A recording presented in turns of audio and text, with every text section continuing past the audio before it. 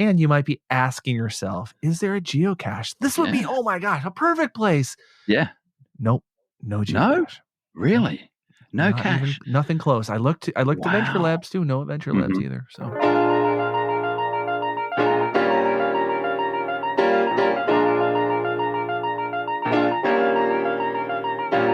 Do you love to travel? Do you love road trips? Do you love finding hidden treasures in towns all over the USA? Hi, I'm Joshua. And I'm Craig. Welcome to Treasures of Our Town. It's the podcast that explores the unique and charming towns scattered throughout the United States. Guided by our love for location-based games like geocaching. Join us as we venture into some of the country's most intriguing destinations, uncovering hidden gems and local secrets along the way. On today's episode, we give you 10 fun, quirky museums that Josh, you and I found together. We do 5 each, yeah? 5 each? Is that what we picked? Yes. Yes. You know, I love a good museum. Exactly. Now, this is not in the show notes and straight off the cuff, but what would you class as a fun or quirky museum?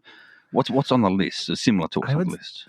I would say one that maybe has to do with something that's not necessarily like scientific. Yeah. Or not necessarily has like a lot of history around it. Maybe it has something to do with pop culture, or maybe it's a quirky like collection of things, or something that you wouldn't conventionally think would have an actual museum. And something you wouldn't class really as more of a collection rather than museum in some cases as well. Because let's be honest, the museums that people, when you think about a museum, you think of beautiful artwork with the Mona Lisa, encrusted, framed with lighting and stuff like that too. Or you think of a museum of artifacts, or a museum. This isn't the museums we're talking about, Josh. No. So I'm excited to hear your 5. And I have pulled together my 5, and these are certainly places that I would love to visit. I'm very intrigued by them. Yes. Now, I'll just say this once and once only. That is, all the links are in the show notes for this too. So we do have a full show notes link of each one that we're talking about. I got them together, Josh, today. Did you like that? Did you see the links? Oh, that's very nice of you. I did not see that you did that. Yes, I did. I'm surprised, actually, that you had any spare time to do that, because you have had a very, very busy weekend. Yes, exactly right. And that beautiful segue to my upgrade, Josh. Thank you for that. I did have a big weekend here down in Florida for the Munsey Mecca events in Lakeland. We didn't have 1, 2, 3, but we had 5 events in total, of which 4 of them made mega status for Munsey as well, which basically means there's more than 50 people at these events going around, capping Munseys, having fun, talking the chat, and Rob, the president of Munsey, he was with us as well. And Josh, just say this: the lakes and parks in Lakeland, Florida, stunning. This time of year, I was walking around in a shirt and shorts today, Josh. A shirt and shorts, like short sleeve shirt and shorts. So there you go. Wow. But more importantly, quite a contrast to what I experienced today. Exactly. But more importantly, before we go to you as well, and that is this, I am very proud to announce, if you haven't already heard, that I'm part of the Munsey team, the official Munsey team, in just like a very short amount, a very small amount, but still, I am actually part now, Josh, of the Munsey team.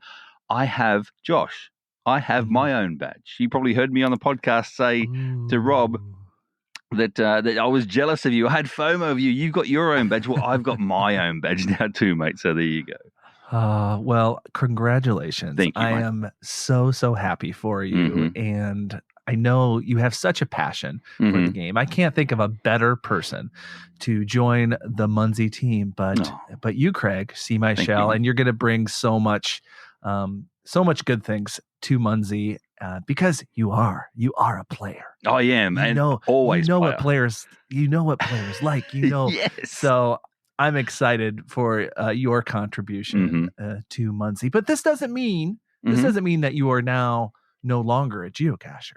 You're course still not. See my shell, the Aussie geocacher. Exactly. I coexist. They call it, in the Munsey world, they're calling it coexist. In other words, you can do both without any sort of, degradation to either side of the fence. So, yes, I'm going to a block party, Josh, next weekend in Florida too. So there's another one for you. My first ever block party, Josh. I'll have the icon. Oh, that's so cool. Yes. So Craig, tell me, what were some of the highlights of this weekend at Munsey Mecca for you? For me, I mean, look, always number one for me is meeting the other players. And whether that's Munsey or geocaching, it's the same for me. You know what I'm like. I love the socializing of with other players, talking it up, meeting them, because we all know. It's like geocaching is the same. You know their geocaching name. And all of a sudden, if you haven't met them before, you're starting to put faces to names, you see, as well. Or, likewise, you actually reconnect with all the old friends that you've had and you've seen many times before as well. And you talk up the different things. Munsey is different to geocaching, though, because it is extremely competitive on a day-by-day basis. And so every day, every morning, everyone would be talking about who was number one the day before on the leaderboard. So that was really cool to actually see everyone say, oh, I was number one. Oh, I got picked for number two, that sort of thing too. So, yes. But it's meeting people. That's awesome. Well, the sad thing is, though, because you are now an employee, Mm-hmm. that means that you are pulled off of the leaderboard. Yes, I am.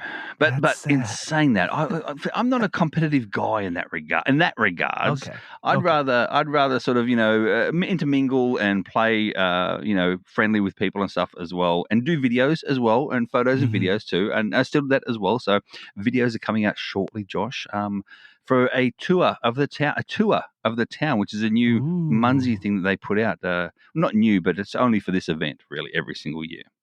Yeah, so, I remember we did that 2 years ago. We took a tour of the town on the Space Coast. That was a lot of fun. It was kind of like a geo tour for Munsey. Exactly. I'm a fan. I wish more events would do that. Maybe that's something that's going to happen.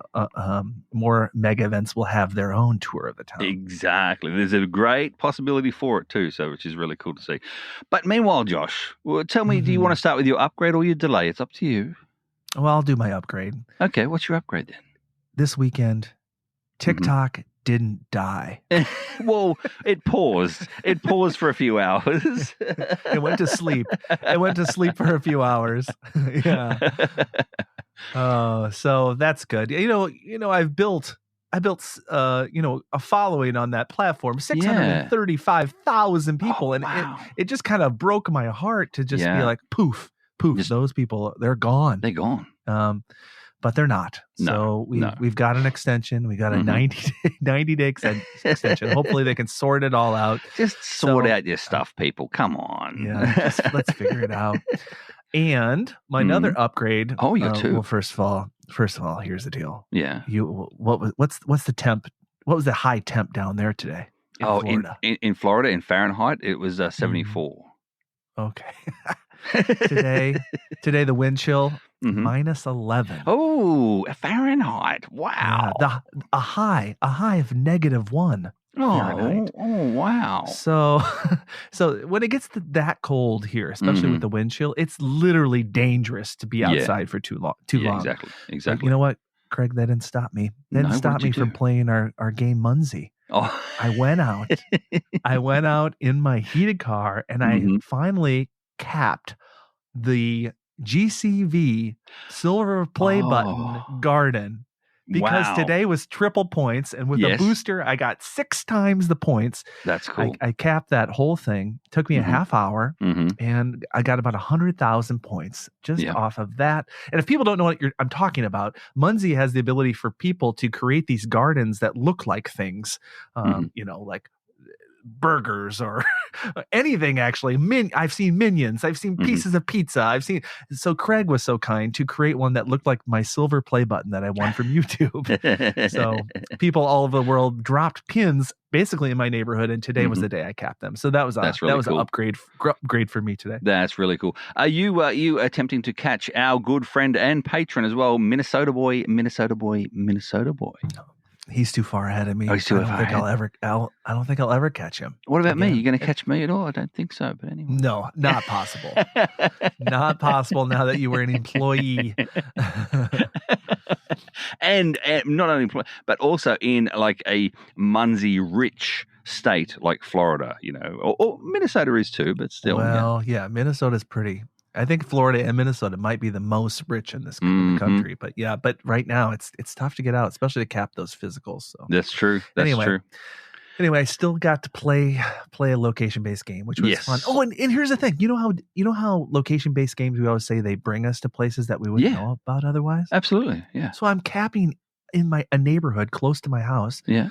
I'm tapping it, and all of a sudden I was like, oh my gosh, is that what I think it is? And I look at it, and I'm like, it looks like a little free library. But no, it's not a free little library. It's blue and yellow. And I look closer, and I don't know if you've seen these. I've seen these on TikTok, but I've never seen one in real life. It was a little free Blockbuster. Oh, no, really? Yeah, it was so cool. Did it have videos in there? Like, yes. Were they CDs or actual VCRs? No, they were DVDs. Oh, DVDs. Sorry, DVDs. Yeah. Yeah, people can exchange their DVDs in there. And they were like, wow. There were like probably 20 movies in there. And I was like, incredible. Oh my gosh, that's so cool. I've seen these little free Blockbusters on TikTok. But I was like, oh, that'd be cool to make one. And there's one in my neighborhood. So again, the places that our games take us to. Anyway, that was really cool, Craig. Location-based games bringing to stuff that we didn't know otherwise. So. Exactly. Craig, what are your delays? Well, Josh, okay, this delay goes towards my my getting to know my vehicle. We'll just say that, and getting to know its height, and getting to know what to do before I move the vehicle around. And that is, I was stationed up, and I was parked up nice and easy as well. And I had my roof vent open. Now, if people don't realize, with the roof vent, it's like a plastic cap that goes over the top, and there's a fan underneath. And with the plastic cap goes up on one edge, and so it just sits basically totally up. And unbeknownst to me, I thought to myself, you know what, I have to move this van a little bit over because I think I was in a different car spot or whatever. And so I moved it ever so slightly, the van itself, to another car park and parking spot. And however, I didn't put the roof vent back down. And so what that means is that when I reversed back in, I didn't see a low-hanging branch, which went straight through the plastic. So now it's still, I fixed it, Josh. I fixed it. Gaffer tape. Gaffer tape is king. And so it poured down raining today here too, and the gaffer tape held nicely. So no leaks. So I'm happy with that. Yes. That's a bummer. But, it's all a part of getting to know. Exactly. Getting to know your new Exactly. What about your delay, Josh? What's been happening with you? What do you feel bad about? What do you feel? What's sad for you? It's just, I am just a green-eyed monster. I am just filled with so much jealousy. You in Florida this weekend and lovely temperatures. Like, again, we don't talk about the weather on this podcast, but again, -11 wind chill. And get this, Craig, not only that, my wife, she's on a cruise. She's in I don't know, I think she's in the Pacific Ocean somewhere near Mexico. I don't know where she is. So she's got good weather as well. Yeah. She messaged me. She goes, I'm in the finals of a Family Feud contest with a bunch of strangers. That's Tammy. That is 100% Tammy. That's exactly what she does. So wow. So Craig, I clearly made a mistake.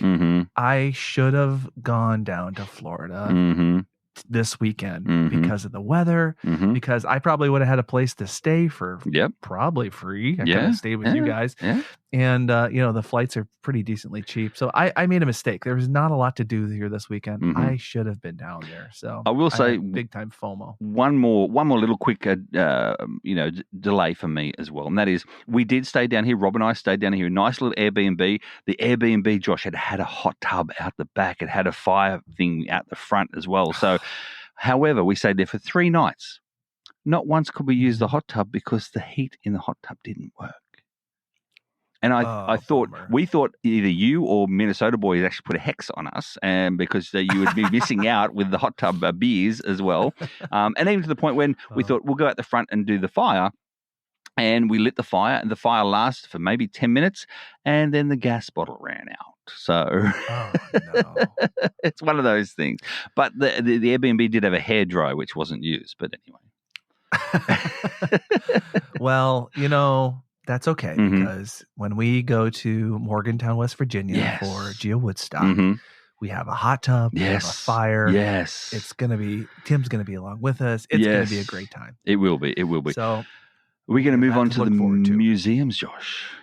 Yes, it is time to talk about the quirky, maybe strange, unconventional museums. I love a good museum. And I don't think well, I know I have not been to any of these museums that I found, but I looked at your list, Craig, and guess what? I've been to one of your museums that you're listing. I looked at your list, Josh. I looked at your list, and I've been to two of yours that you listed. So there you go. What a one-upper. Yeah, absolutely one-up. Yeah, so exactly. I'm going to start, Josh. I'm going to do my number one. And no particular, these people are not in any particular order whatsoever. The first one, Josh, is called MOBA, M-O-B-A, and it stands for the Museum of Bad Art. It's in Somerville, Massachusetts. Now, this is the reason why. It is literally a museum of bad art, like art you would see in a maybe, a primary school, high school. Oh, you don't call it primary, you call it something else. But like a school art competition or even ones that the kids bring home from school. This MOBA was born from a dumpster. So what happened was that someone was going through a pile of trash back in 1994. Scott Wilson, his name was, and he rescued. He called it Lucy in the Field with Flowers, and then from there, the rest is history. So that's how it started. So he's saying as well that the art. So it's one of his sayings is that it's the art is so bad it's good.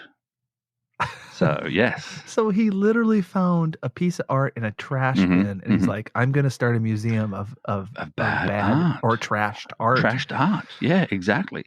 Wow. There's lots of unique exhibits, and they do change up the exhibits often because you think about it, Josh, there's a lot of bad art out there, let's be honest. Yeah. Not everything is the Mona Lisa, but he categorizes themselves. So he does, instead of saying, how people say, oh, it's a portrait, but no, he says portraits. You see, that sort of thing too. Or he says, unlikely landscapes, oozing my religion is one of them too, when it's like a religious sort of theme that's very questionable too. So it is really, really cool. As I said before, all the links are in the description. You can have a look itself and you can see what's on display there right now. And Josh, I dare say you're doing that right now with the link, and you can see that it does look like a primary school wall, kindergarten wall of art of sorts, and but these were made not by children, so that's what they are exactly. Oh, you're right. I'm looking at the website, and it's some of it is so bad that it's good. Exactly. One thing that you would love, Josh, too, and that I do as well, and that is they love the critiquing of creativity. In other words, they celebrate, they don't mock. So they celebrate artists of all kinds. They celebrate their passion, their dedication, showing their art, whether they're good, bad, or indifferent. And so they say that every artist has their own story to tell in their own way, and that art itself can be perceived in one's eyes differently to another. So I think that's good. I like it. So it's very inclusive of all people who have passion for art. Yeah, I love a good art museum, and I think this would be quite amusing to visit this one. Now, Craig, we decided that with each of these locations, because this is a podcast that's guided by location-based games, I'm wondering if there is a geocache located at the Museum of Bad Art. And I think this is a very, very good idea too, Josh, to mention in regards to caches, adventure labs, whatever it might be, in regards to showing people to different locations. Because if there's not one there, then maybe you have that virtual pinpoint that you want to sort of use, etc. Maybe you have an adventure lab that you want to use. And this one here, Josh, there's no caches around. Nothing celebrating the cache whatsoever, and the museum whatsoever. So my good friend Doug McRae lives in Massachusetts. Maybe he'll put something there. Maybe he will, possibly, when he gets back from his recent trip. But anyway, what are you going with, Josh? What's yours? All right, my first one is the National Video Game Museum. No. In Frisco, Texas, which is north of Dallas. And this place is just a treasure trove of gaming. If you love video games, past, present, and future, you will love this place. It looks like it's extremely interactive. It actually does have some history. I mean, there's a exhibit where you can see all the video game consoles throughout time. We're talking Atari 2600, the NES, Sega Genesis, and maybe rare systems you've never even heard of before that maybe you never actually caught on. The Commodore 64. Like yes, exactly. Or do you remember ColecoVision? Do you remember that console? Yeah, remember. that was during the age of Atari, and it was I think it was because it was more expensive that it never took off. But the Atari 2600 was huge. But ColecoVision came out at the same time, and like I think Atari was like a 4-bit, but Coleco was like a 8-bit. So the graphics were like way better. Anyway, for all you 80s nerds out there, you might remember that one friend in your neighborhood that had the ColecoVision. It's really interactive. You can actually go in. There's retro arcade machines, so you can play, the classics, Pac-Man, Donkey Kong, Street Fighter. Yeah. Get this, Craig. I thought this was great. There's an 80s living room set up. Like an 80s living room, it completely like wood paneled walls, shag carpet, retro TV setup. An Atari is connected to it. So I think this place would be great for, for photo ops as well. Yes, absolutely. So, absolutely. A couple other things I know we need to move on, but there's a giant game of Pong, Craig. Giant game of Pong. It's on an oversized, massive wall. You can challenge your friends to Pong. That's artifacts. Cool. There's a hall of fame. Again, playable exhibits, a development lab, a collection wall of over 100 gaming systems. Wow. So this is awesome. This is 80s this nerds. is somewhere I want to go. 80s nerds heaven, basically. Josh, I am looking at the website itself, and I see the 1980s bedroom. It's so stereotypical American 80s bedroom that you see in the TV shows and the sitcoms and the movies. You've got the banners, the school banners. You've got the band pictures up in the walls as well too, and even the bed's sort of half made and stuff too. So I'm not sure whether there be any magazines under the bed, but anyway, there's lots and lots. Oh, that's great. It looks fantastic, man. It looks really really cool. Now again, is there a cache there to celebrate it? To answer your question, yes. Oh, really? There is an LPC in the parking lot. I like it. But so the LPC, does it actually say, the LPC say that brings them to the arcade, to the museum? I don't think so. It's just an LPC. I'd have to double check, because I think there might be other museums, like actual real history museums attached to the same building that this museum is. But yeah, I think there's other museums there, but no, there was no mention of the, it wasn't video game themed. That would have been smart. If they would have put like a little console underneath, like a controller or something. Yeah, controller underneath. Exactly. I like it. Yeah. Josh, my number 2, and we're going to. It's still in the US. It's still in Portland, Maine. It says it's international because it's the only one in the entire world. The International Cryptozoology Museum. Cryptozoology. Do you even think what do you think when you hear the word cryptozoology, Josh? I know what cryptozoology is. Oh, you do?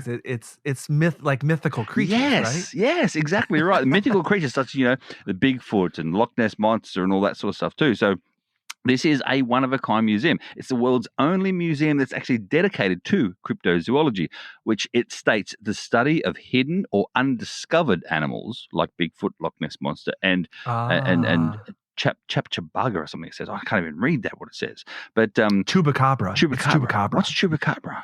I've never heard of Chupacabra. It's like Chupacabra is like, I think it's like a really horrible looking like badger, like a really horrible giant rodent. I think. I think that's what Chupacabra is. Nice. Like a lot of places, Josh. This one actually started in the owner's living room. So the founder, Lauren Coleman, they began collecting these sort of little artifacts in their home back in the 1960s. Their passion grew, of course, into the museum, which is now open to the public, Portland, Maine, from 2003 until now. And Josh, they state they have a real life Bigfoot hair sample. They say that it comes with an actual, what do you call it, a sheet, DNA sheet, saying that it is actually a Bigfoot hair sample as well. Yeah, of course they've got to have the plaster casts of the footprints there, and even a Fiji mermaid. Apparently, have you heard of a Fiji mermaid? I've heard of a Fiji mermaid. No, I haven't either. I'll have to look up that later. But anyway, so they say that cryptid science meets pop culture because all these things came out through pop culture, but there's still some science behind it as well. And they say not all are actually monsters. So like, Bigfoot, Nessie, but they're all other cryptoids as well. Like, I can't even pronounce, but some of them are like a prehistoric fish that was apparently rediscovered back in 1938 and also the giant squid as well. So it sounds like some of this stuff that they believe is like, this is real stuff. Obviously, like it's Bigfoot's hair, like that's real. But I'm sure that it sounds like they admit that some of the stuff is legend. So it's like kind of like a half truth. Exactly right. So, and I like it because they say it's the study of hidden or undiscovered animals. So it's like, well, we haven't really seen one of these in real life, but it's a possibility that could be out there. So it's hidden from the human eyes and science and technology. So wow, that's really cool. The International Cryptozoology Museum. Yeah, and you know what? I want to go to Maine so bad. Yes, me too. I haven't been to Maine yet. I need to get up there. I need that whole northeast of all those states, and then I got a geocache in every state in this country. So we got we need to do it. We got to get up there. Exactly. We got to take our time. It's like at least a week of fun up in the northeast. Oh, very much, but not this time of year. I'll say that. No. Unless you got your own like sled, the snow sleds. But this one here, Josh, it does have a cache out the front. It's just a traditional. It's not actually related to the museum, but again, it is out the front of the actual museum itself. So there is a cache there. What's your number 2, Josh? My number 2. We're staying, very close to Maine. We're going to go just a little farther down south. We're going to, I'm going to murder the name of this town, little town. Ticonderoga.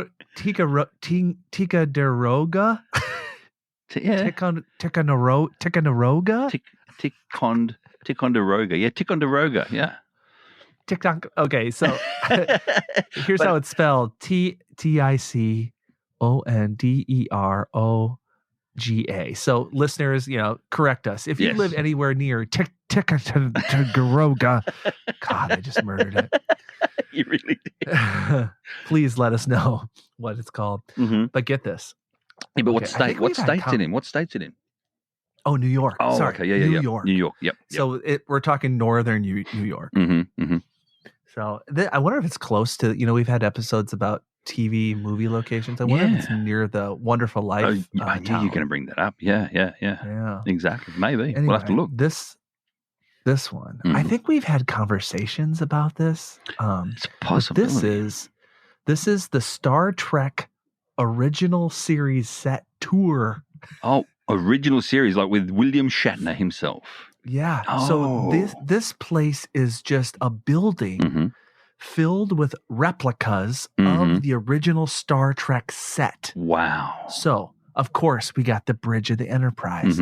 We've got the transporter room where Scotty, he can beam you up. We got sick bay and Dr. McCoy's office. We got engineering. We have Spock's science station, captain's quarters, the Jeffries tubes. We have this sound. Oh, get this, Craig. Yeah. The Tribble room. The Tribble room. What's the Tribble room? I'm not a Trekkie. I'm not a Trekkie. No. Okay. So Nancy, Nancy from the Deadliest Caches. Yes, love Nancy. Yeah. She loves Star Trek. She's probably been here. She's been here. Yeah, 100% she's been here. There's an episode in the original Star Trek. It's called The Trouble with Tribbles. And basically the whole Enterprise has these little fur balls like that just keep on multiplying all over the whole place. So there must be a room filled with just all these little fur balls. Oh wow. Like the Gremlins sort of style. Kind of, but they're just balls of fur. Basically, they didn't do tribbles. anything. They're tribbles. No, they just tribble. They dribble around. Anyway, if you are a Star Trek fan, like this is the place to go. Like you can. This is a photo dream. This is a Instagrammable place. TikTok place. Still TikTok's still available. So this is a TikTok place, a big TikTok place. Yeah. Yeah. So this place, it's just right downtown of Ticonderoga.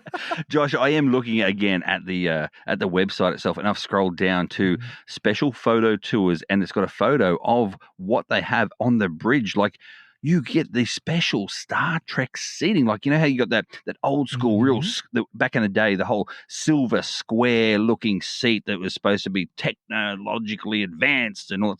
It looks exactly the same. It doesn't look any different. And they say that you can do regular tours. You take your phone or your camera with you too. Lots of poses that can happen. You can do the whole lot. And prices start at $49.99 for regular tours. So that's not too bad. It looks. I mean, if you look at the pictures, it looks real. It looks like the real place. Real place and here's from the back thing. in the day. Yeah, it's not. And also, it's not just a recreation. Mm-hmm. There's actually also props, used props from Star Trek, the original series. That's cool. So if you're a fan of Star Trek, like, you're going to see, like, I think tricorders that are used from the show. Right, so, that's really cool. And you might be asking yourself, is there a geocache? This would be, oh my gosh, a perfect place. Yeah. Nope, no geocache. No, really. No cache. Nothing close. I looked to Adventure Labs too. No Adventure Labs either. So no Adventure Labs either. And if people don't know rules and regulations, you can't really make someone do the tour, especially if it's a paid tour either. So you can't. Yeah, it can't be commercial. So remember that. If you want to place a cache here, but placing a cache at the front, for instance, with the idea of, if you're going to go there, then you might as well go in. So yes, why not? Exactly. Why not? That sounds cool. I love that. All right, Josh, moving on to my number 3. Are you ready for my number 3? Yes. I know you've already read it and you love it.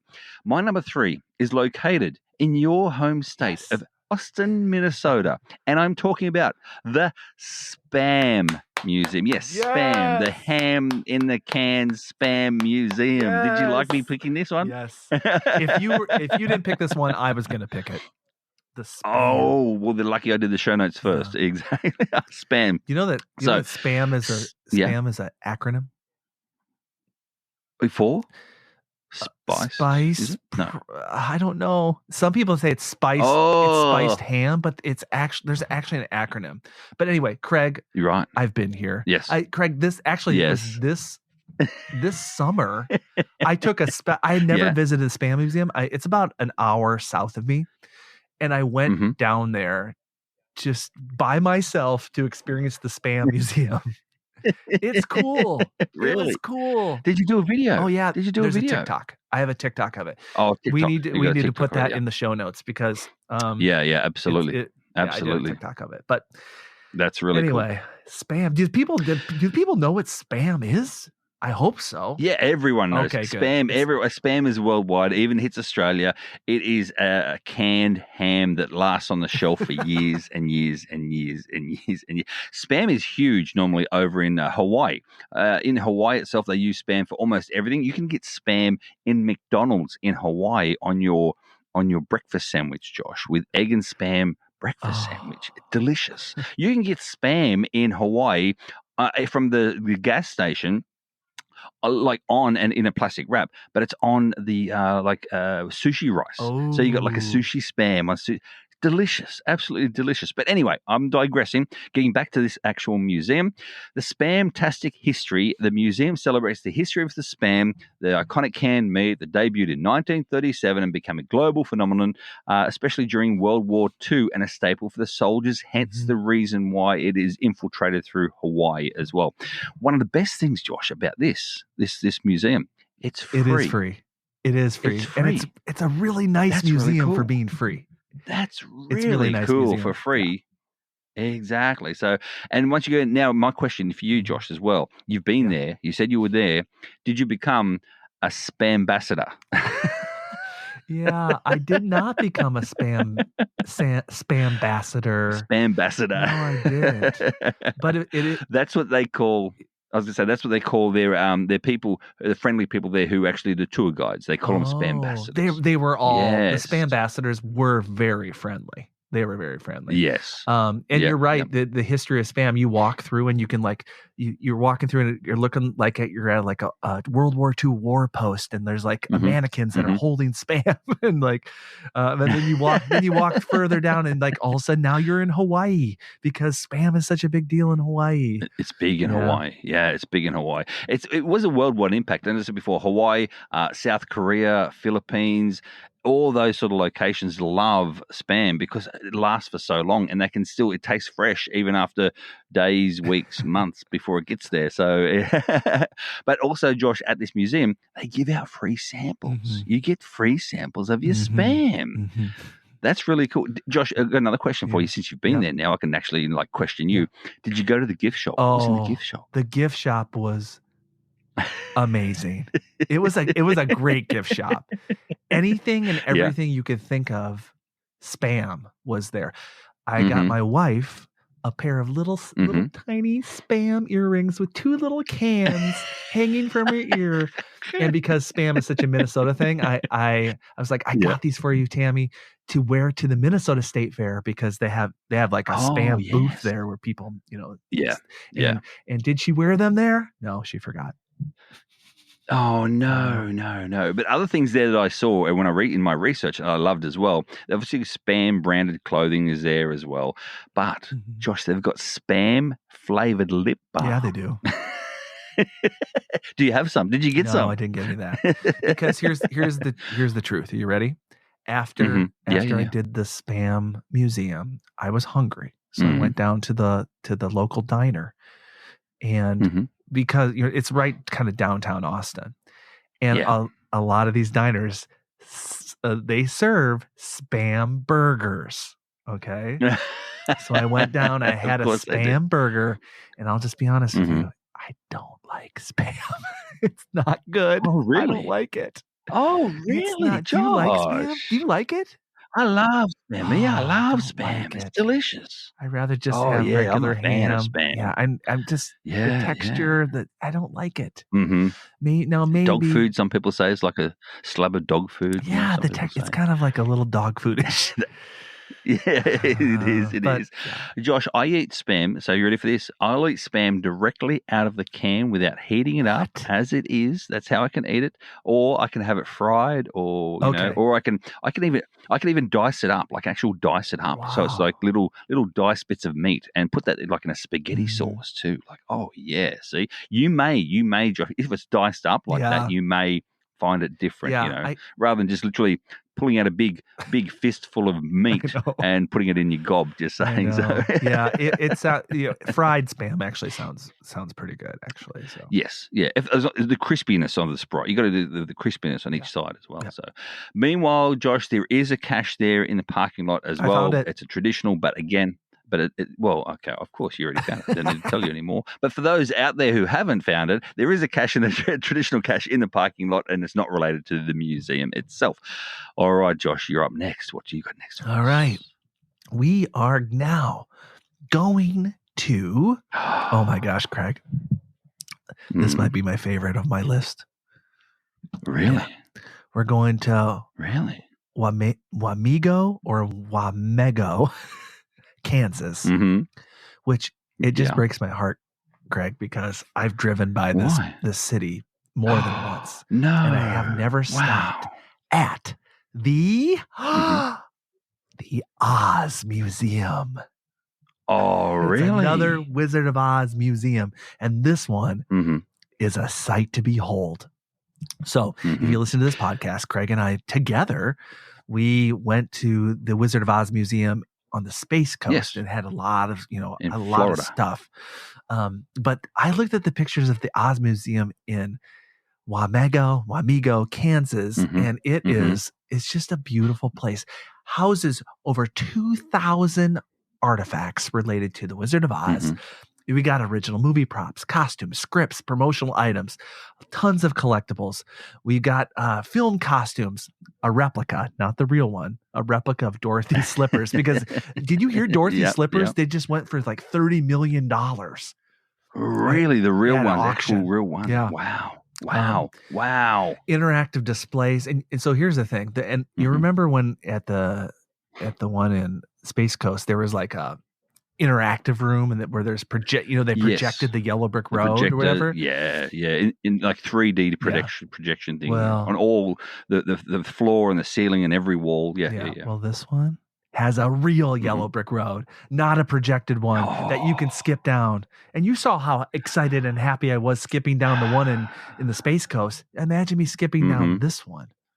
So wow. Well, Josh, I've been to this one. What? This is the one I've been to. I've been to this one in 2018 when I first came over to the US, and I did my trip across. Well, I stopped here at Wamego, Kansas, and we went to the actual Oz Museum. Josh, you ready for this? It gets better because it's not just the museum. Almost some parts of the town and the downtown, they embrace the Oz Museum. You don't have to go into the museum to skip down the yellow brick road. Josh, there's yellow brick roads throughout the town, and you can skip down through alleyways that are yellow brick roads through the alleyways. The town itself, Josh, celebrates and encompasses Oz itself as a brand. And now I remember going, as I said before, going with you to Florida. The Florida one had some great artifacts of the different locations, the different outfits, and the old books and the old games and stuff like that too. Yeah. But this one, Josh, is a little bit different. This one's, I'm going to say, a little bit more well kept. Yeah. In terms of it looks really refined. Yes. It doesn't look run down. There's no dust around, for instance, as well. It is very, very, very well kept, and everything's behind a really nice glass. But the glass casings themselves, like on the wall, are built out of the wall, like you're literally walking through some of the Oz itself, like in the Wizard of Oz itself. Yeah, because the one in the Space Coast was the one in the Space Coast was basically a strip mall. Now it was cool to see some of the artifacts, but it wasn't displayed as nicely as this one looks like. It was, and you're right. The whole downtown is filled with Oz murals, and it's really cool. And so here's the deal. Here's the deal for geocachers. Is there a geocache? Yes. Get this, Craig. Did you do it? Did you do it? It's a webcam. Yes. It's a webcam called Where in the World is Toto? So not only that, it's Wizard of Oz themed webcam. Webcams are very, very rare, of course. And there are also Oz themed adventure labs, murals throughout the town where it's an Oz related thing. So I didn't do the Adventure Labs because they weren't created back in 2018. And I will say this, I lived and breathed by our personal motto, and that is the webcam brought me there. Yeah, neat. Because the webcams, it was high on my list of caches to obtain. So the reason why I was there was because of the webcam. And then doing the webcam, looking around, and I saw it across the road, I'm like, we have to do this. So we went in and did the Oz Museum. So, Craig, this might change my mind. Because Mingo Madness is coming up again for the 25th anniversary of Mingo. I think it's the early May. And so this is on the way to Mingo. This is not far from Manhattan, Kansas, which I've been there for Moga too. So I might actually drive, or I might fly into Kansas City and do Mingo Madness, because I would love to spend some quality time at the Oz Museum. Yep, definitely. Mingo Madness, May 8th.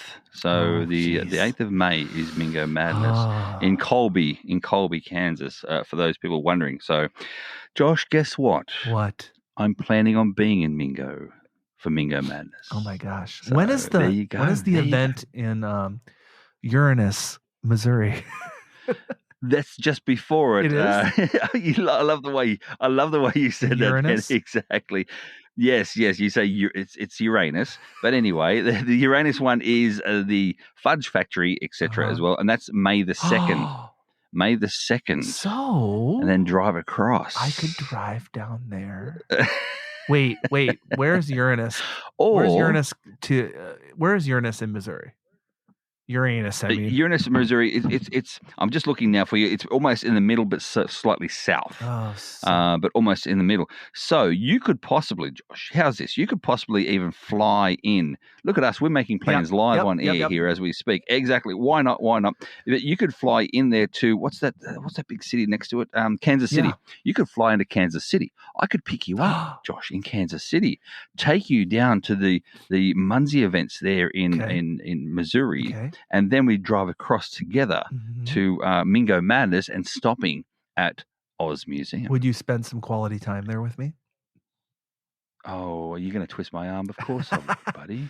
And then people are listening now going, oh, we're just listening to bros talking now. So and then I wonder which way are you heading after Mingo Madness? We're still. I'm heading directly back, east because, mind you, when I say directly back east, I'm heading back through Kansas City again. That could work great. Yeah, so I could drop you back off at Kansas City to fly out because after that one there in Mingo, I'm heading my way to Geo Woodstock in Morgantown, West Virginia. Oh my gosh, so this is exciting. That'll be the one after because that's May 21st. This is an exciting May. I have more of a reason. The Fudge Factory in Uranus and the Oz Museum and Mingo Madness. This might be I just might have made some plans during this podcast. We've really gone on a rabbit trail. We should keep going. We really did. We should keep going. Exactly right. I'm going to go to my number 4, and my number 4 is the Mutter Museum. Mutter Museum. Like the as Mutter. In mother? What's the Mutter? No, M-U-T-T-E-R. Well, that's how you say mother in German. Oh, it is. Well, it's a possibility. It's in Philadelphia, Pennsylvania itself as well. But this one here, the Mutter itself is all about, and this is the quirky, the weird, spooky, quirky, Josh. This is all about actual science and the human body. So there's things in this museum that we would class weird, strange, different in terms of, two umbilical cord babies joined together at the hip and all those sort of things. So, they say that a slice of Einstein's brain is also located for scientific study, of course, as well, is there. Exactly. There's skulls galore throughout, and there's all different size skulls, over 100 human skulls itself, and they've been gathered since the 19th century. You've got other medical things as well, like... Josh, you were just talking about Uranus. They've got a giant colon weighing 40 pounds to conjoin twin skeletons. Whoa. So, rare, bizarre medical cases is this. That's what this is. So if you're interested in that sort of thing, and there are people out there absolutely interested, want this sort of stuff, then have a look at this sort of museum. It is like really weird more than quirky. Wow. I'm looking at like old like physician tools that they have collections of. Yes, exactly. And so you look at all these old physician tools, and some of them are like a hacksaw, and you think to yourself, really, they use that to saw off someone's leg of gangrene back in the early 1900s, that sort of thing? I'm like, wow, absolutely incredible. And again, as I said, this one here, Josh, is not for those let's just say faint at heart or a little bit queasy in some cases as well. So yes. Oh, there is a traditional as well at the museum, but it's not related to it. So there you go. There's a lady called lady called the Soap Lady. I don't know what that means. That's a popular exhibit there too. And it's a mummified remains of a woman whose body underwent, I'm going to murder this name as well, saponification, apparently. So she turned all her fat into a soap-like substance after her burial due to a unique environmental condition. So something happened when she got buried that turned all her fat itself into some sort of soapy substance that doesn't disintegrate, that doesn't decompose. Wow. Yes. The soap lady. Things we learn on this podcast. You're welcome. And everyone's got this bad visual now of looking down at their stomachs thinking, that could be soap. All right. I don't know if that one interests me, but I do want to visit Philadelphia because I want to visit the Rocky statue and run up the stairs. Oh, yes. Just for the video, just for the B-roll. Exactly. What's your next one, mate? All What's right, your next my one? number 4 is oh, this is fun. I'm drinking it right now as we speak. Do you hear Really? that? Do you hear what that is? Ice. It's ice, but do you know what that liquid is? It's Dr. Pepper. Oh. Because we're going to Waco, Texas. Not just known for cults or that horrible cult. No, that's David Koresh that's on cult. the outside of Waco. Yeah. That's on the outside of Waco. Yeah. This is down, I think downtown Waco. We're talking about the Dr. Pepper Museum. Oh, wow. Where the original, the OG Dr. Pepper was created. Yeah, it was where Dr. Pepper was invented. You learn the history. Yes. It was created in 1885. And I really like this because this summer I did finally visit the World of Coke down in Atlanta, which was just a really fascinating museum all about Coca-Cola. Well, this one is maybe doesn't have as much polish to it, but is in it like an old building. I looked at the building. The building kind of looks like the Alamo. Like it looks very old, like old building. Yep. And you can explore the old bottling plant. You can taste different types of Dr. Pepper. Of course, they have like an exhibit about the formula. When I was in the Coke, the world of Coke, there was a whole thing about the formula. That's a really big deal in the world of sodas, is to have the formula. And there's an outdoor courtyard. You can try other unique soda flavors, limited edition Dr. Pepper flavors that you can't find anywhere else. So I just think this is cool. I love Dr. Pepper. I especially love Diet Dr. Pepper right now. Like, I don't know about you, but like Diet Dr. Pepper is like the ones, like diet soda that doesn't taste like it's diet. So yes, exactly. I love me Dr. Pepper. I would love to visit the Dr. Pepper Museum. And what about a cash? No cash. Not a one. Well, Josh, I've been there. You have? I went here. Yes, recently. And there is a cache there. It's a virtual at the front. Really? And the virtual is in regards to Dr. Pepper. Yes. I've been here. I didn't go in because it was a Sunday at the time and it was closed. Okay. I was like, oh, no. But there's a big bottle out the back as well that you can get photos, a great photo opportunity with. My van itself, Tuesday, her name is. She's got her own Instagram account, and there's photos of her in front of this Dr. Pepper Museum in Waco, Texas. I want to see that picture. And again, Josh. What? Again, what? I was driving through. I would not have stopped if it hadn't have been for that virtual. Gosh, that's funny. So I didn't again, see it's one of those things. I didn't see the virtual. Yes, I know. I know. Now. Jeez. But not only that, Josh, if you're really interested in it as well, I think it's on Netflix, and there is a documentary style video, etc., on the issues with Dr. Pepper and how the company that's got it now took over from the original Dr. Pepper and tried to change it on the original Dr. Pepper. And so that's why you'll find that you won't see the sign at the front of the building is not called Dr. Pepper on the front of the sign anymore. The only parts you see that are Dr. Pepper is the monument is standing in front, the bronze statue of the creator, the inventor, standing in front with a Dr. Pepper in his hand with kids around him as well. So that's the only thing Dr. Pepper related that they're allowed to show. Due to copyright purposes now as well. So it's a big contentious issue is, who created Dr. Pepper and who's got the rights to it. They do have an event there every year as well where that they sponsor. There's a big event too, and they do like a fun run and all this sort of thing too. And what happened, Josh, is that Dr. Pepper, the new owners of Dr. Pepper, came in with their big trucks and overtook the event from this little soda factory, which wasn't very nice. But you got to see the docuseries on Netflix. That is there really you go. Interesting. And I still can't find. I can't find this virtual. You're gonna have to send me the GC code. I'm looking for it, but I can't find it. Exactly. That's okay. Otherwise, go on my Instagram, Tuesday's Instagram, and you'll see a photo of her in front of the Dr. Pepper Museum. All right, moving on now to my one. I've got to flick it straight back up now to mine. Mine is we're up to number 5 already. That's right. This one, Josh, is fun. This one I want to go to as well. It's called Velveteria. Velveteria is the Museum of Velvet Paintings. So in other words, painting on velvet or creating velvet art through, just literally gluing velvet up on the walls, etc. Located in Los Angeles, California, near the Chinaland sort of area in LA.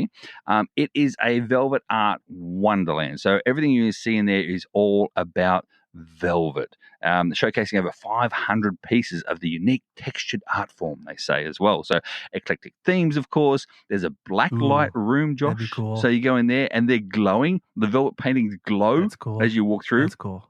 Because they're all displayed under the ultraviolet light. That's really cool as well.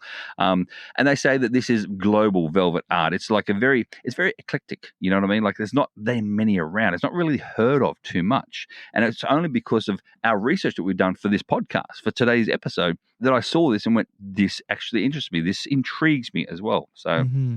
And again, it's one of those museums, Josh, again, born from passion. The museum was founded by Carl Baldwin and Karen Anderson, who fell in love with velvet art while collecting it as a hobby. And then their mission now is to show it to the rest of the world, rather than have it just overlooked art form. So, yes, and no cash. Oh, sad. So, do you know what I think of when I think of velvet paintings? What do you think of? What's the first thing you think of when you hear velvet painting? First thing I think about is literally the feel of the texture, feel. I want to touch the art. Okay. I want to feel that velvet. At the same time, I want to be able to change the artwork myself by touching it. And, the velvet goes different shades as you stroke one way to the other, different directions. I think of velvet Elvis paintings. Like that's the one thing I think. Velvet Elvis paintings. It's like it is so iconic. You're driving along and all of a sudden on the sideway you see a guy that has like 20 velvet Elvis paintings like laid out, $20 a piece. That's what I think of. Have you ever seen that? They do have velvet Elvis, yes, and they say it as well. They do have velvet Elvis there as well. They've actually, I think they've got a whole room. I'm sure. I'm sure they do. Oh, yeah. Because that's what I think of. Yep. Sad that there's no cash. It would be cool if somebody made a little velvet Elvis cache. That would be kind of cool. Yeah. For that area. The link itself as well in the show notes, there's no actual website for it, but I found it on Atlas Obscura. That, by the way, is a great website. There you can get all kinds of crazy stuff, learn all kinds of. We could do a whole podcast just about that website. Okay. Are you ready for my last one? Yes, your last one. And this one, I've seen photos of this. This one I want to visit. A lot of people. This isn't really obscure. A lot of people have visited this. And that is the Neon Museum in Las Vegas, Nevada. Oh, wow. Have you been to this? No, I haven't. It's been in many movies. It's like, oh yeah. And basically it's like a neon kind of graveyard. They call it a neon boneyard. Which you're actually walking outside and it's just like all these basically retired neon signs. In Vegas. And at night, oh my gosh, Craig, at night they light it all up. And you're just like walking outside through all these like neon signs. From like there's 200 of them. A lot of them, some dating back from the 1930s. They have restored ones. They have a guided tour. There's a show. There's like a neon show. You can take photos. You get to see like neon art and the different craftsmanship of all that. And they have old signs from the original like Moulin Rouge, the Golden Nugget, the Hard Rock Cafe, Guitar, the Caesar Palace, all those iconic neon signs, they're all there. And you gotta go. It's very clear. You gotta go at nighttime. Yeah, 100%. Because, I mean, it is open during the day. And yes, Vegas. This is so Vegas. Yes, it is way more expensive at night than it is going during the day. Well, it's it's price gouging. Yeah. So this is, I believe this is like north of like the Strip. It's a little off the beaten path, but yeah, next time there's a lot of things I want to visit that in Vegas that I've never visited before, but this is certainly one of them. And Craig, is there a geocache?